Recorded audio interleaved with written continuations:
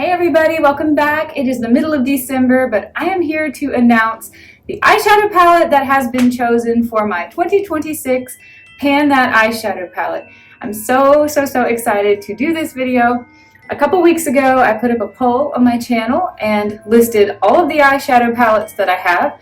I own 6 eyeshadow palettes, and 4 of them are very similar to each other.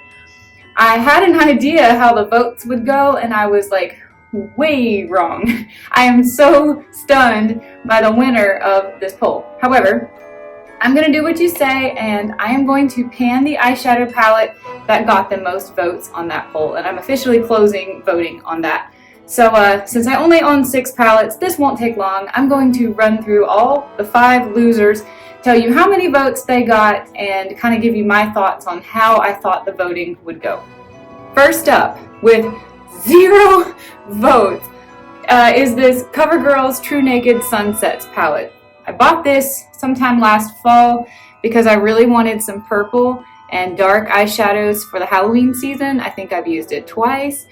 I have really not gotten the use out of this palette, but it is probably the newest palette in my collection. Not one person voted for this palette.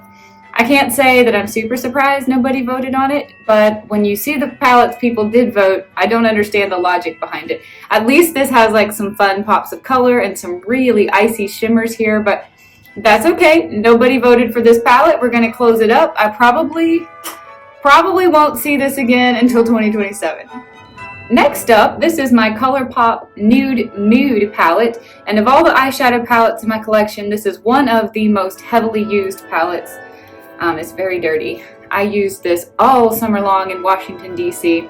This got 2 votes.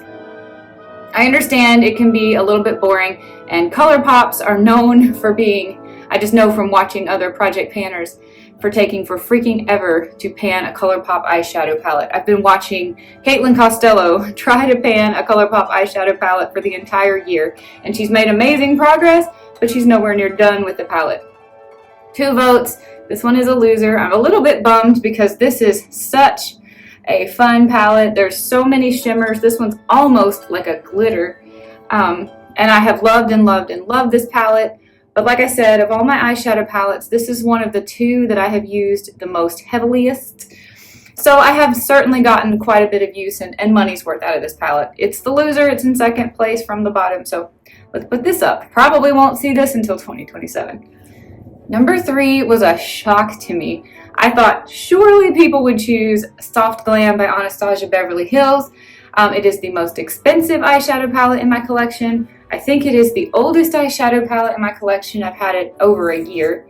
I have not used it very much at all, and that's largely because I am very precious with this eyeshadow palette.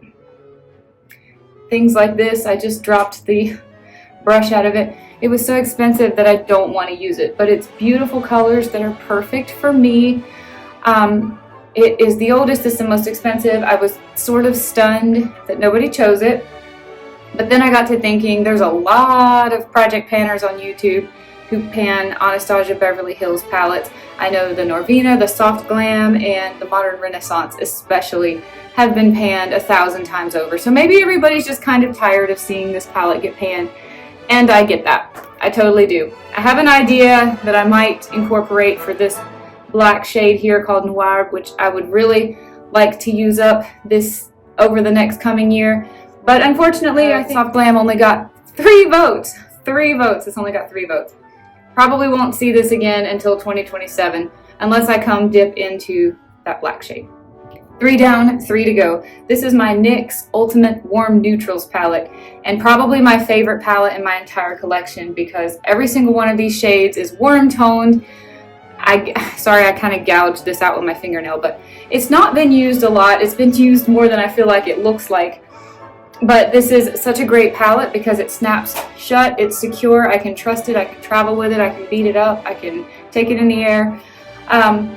I was really thinking that this might be a strong contender, especially since it's such a big palette full of sort of the same old shades over and over and over again. But it only got 4 votes, so this one, unfortunately, I probably won't see again until 2027. This is the second place, or maybe you should say the first runner-up palette. And this is the first palette that I have ever worked on trying to like pan a certain shade, not the whole product. But this is my NYX Ultimate Paradise Shock, and it came in with 6 votes. I have been working on this palette exclusively. I have not even dipped into anything else for the last 3 months because I have been trying to pan this shade right here. It's got a massive dip. The crater it's just incredible. I cannot believe how deep these shadows go because I use this color every single day.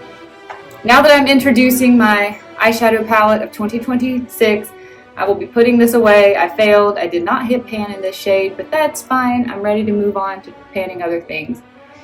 6 votes. I'm really surprised this didn't win because it is by far my most interesting and most colorful palette. Challenges me in a lot of ways because there's lots of colors here I really don't know how to use very well. But that's okay.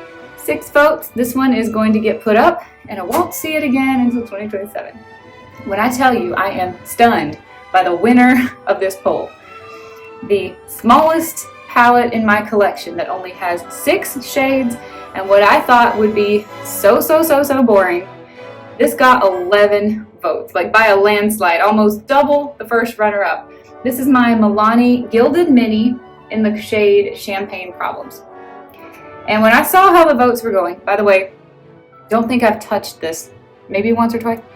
When I saw how the votes were going, I was getting a little stressed because I was like, oh my goodness, this is boring. I only have 6 eyeshadow colors to work with for the entire year of 2026. Oh my gosh, what am I gonna do?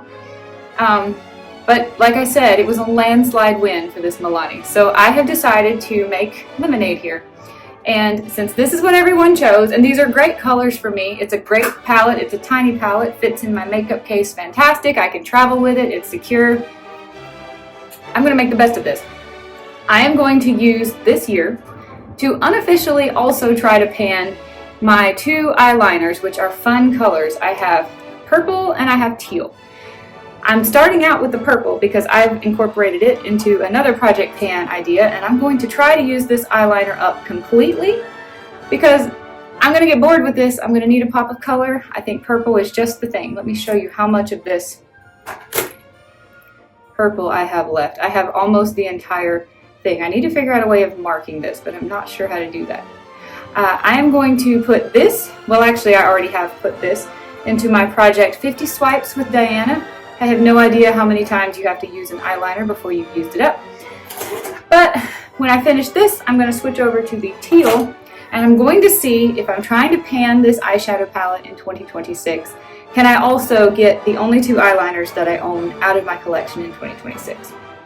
Also, I'm going to challenge myself further in 2026 to say, since this is the smallest item in my collection, the tiniest, I only have 6 shades to choose from, this is the smallest palette I own.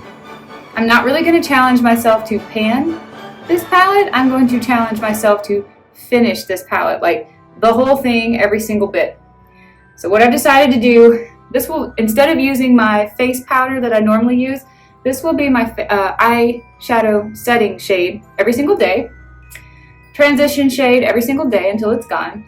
I have 2 shimmers to choose from, and then when this shade is gone, I can deepen it up. I can basically use all of these colors in an eye look every single day.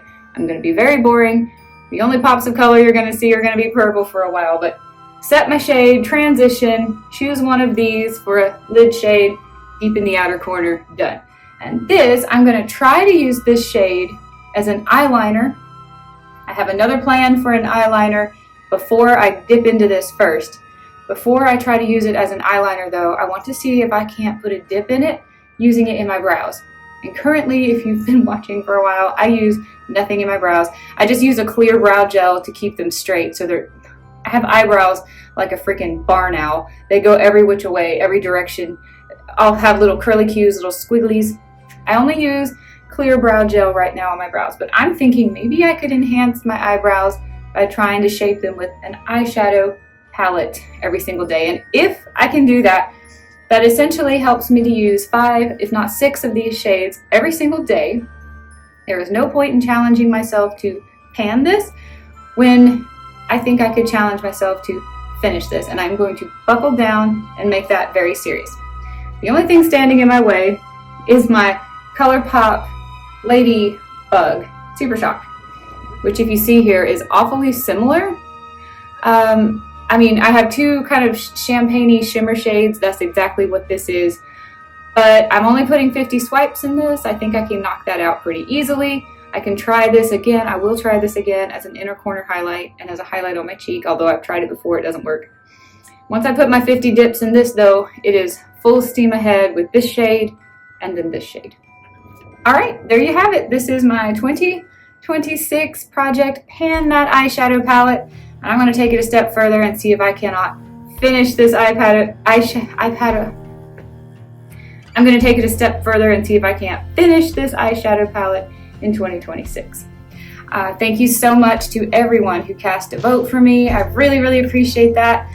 It made me feel really good and included in the community that so many people took their time to type a comment.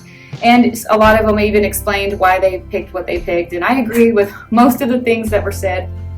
I was initially pretty disappointed that this was the winner, but now that I've figured out a way to make it extra challenging and extra fun and an extra layer of neat, because it might help me get a couple more items out of my collection, I think this was the perfect choice. Thank you to everybody who voted at all, especially thank you to the people who voted for Milani. All right, if you're still watching, thank you so much. I appreciate you watching this video. I appreciate your votes, and I appreciate your encouragement and support as I try to finish that entire eyeshadow palette in 2026. Bye, everybody.